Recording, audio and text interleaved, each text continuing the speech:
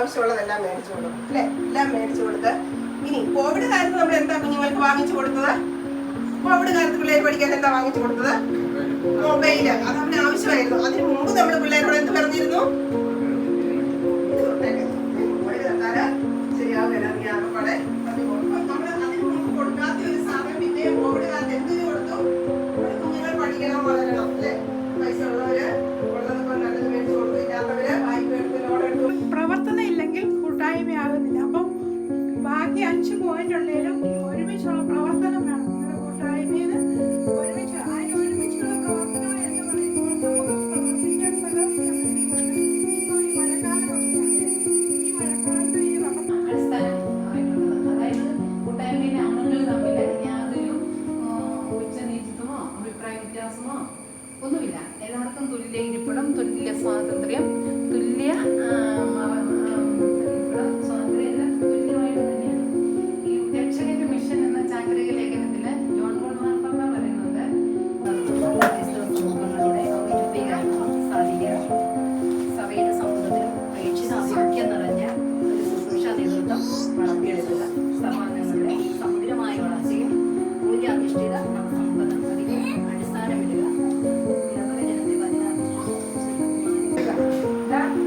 നമ്മൾ ഈ വേദനയ്ക്ക് ശിക്ഷിക്കും അർഹരാണ്.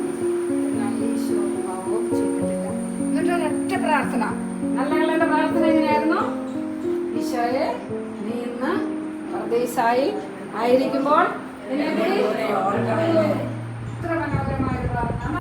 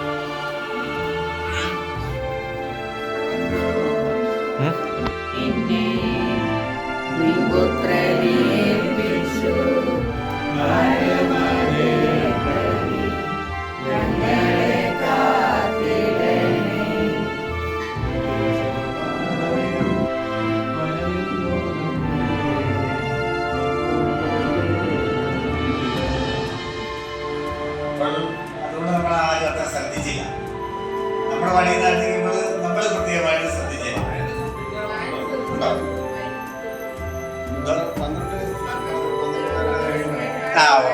അപ്പം നമ്മൾ ശ്രദ്ധിക്കുന്നുണ്ട്. മറ്റുള്ളവരാണ് വായിക്കുന്നത് കൊണ്ട് നമ്മൾക്ക് അതിനൊരു പ്രത്യേകതയുണ്ട് അത് ശ്രദ്ധിക്കാനായിട്ട്.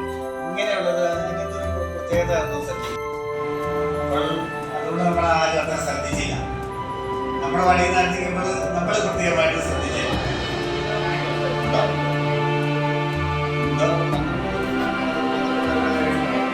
ഓക്കെ.